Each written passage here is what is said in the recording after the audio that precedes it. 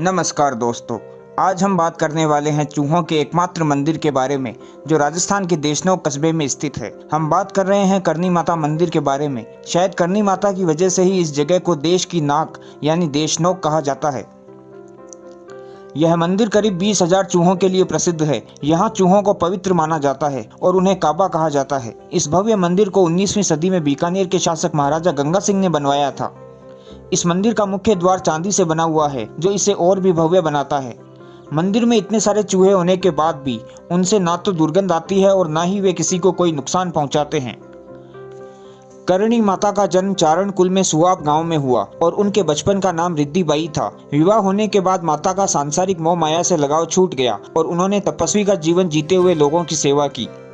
जन कल्याण और चमत्कारिक शक्तियों के कारण रिद्धि बाई को करनी माता के नाम से स्थानीय लोग पूजने लगे। वर्तमान में जहां यह मंदिर बना हुआ है वहां पर एक गुफा में करनी माता अपनी इष्ट देवी की पूजा किया करती थी। यह गुफा आज भी मंदिर परिसर में बनी हुई है। कहा जाता है कि करनी माता 151 साल तक जिंदा रही और 23 मार्च 1538 को समाधि ली। लोक कथा के अनुसार किशोर काल में रिद्धि ने अपनी बुआ की टेढ़ी उंगली को एक स्पर्श से ठीक कर दिया था। इसके बाद उनकी बुआ ने उन्हें नया नाम दिया करणी यानी चमत्कारी।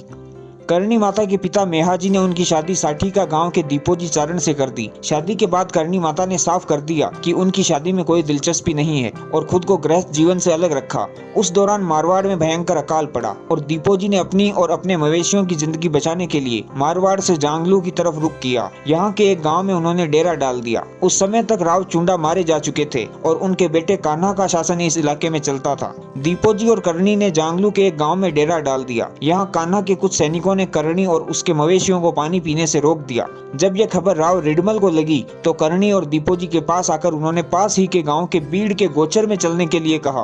करणी के बीड़ में जाने की बात सुनकर कान्हा खींच गया। उसने मौके पर आकर करणी को आदेश दिया कि वो उसका राज्य छोड़कर चली जाए। करणी माता ने शर्त रखी कि अगर वो उनकी पूजा की पेटी बैलगाड़ी पर रख देता है तो वो उसका राज्य छोड़कर चली जाएंगी। कान्हा बड़ी मशक्कत के बाद भी ऐसा करने में कामयाब नहीं हुआ।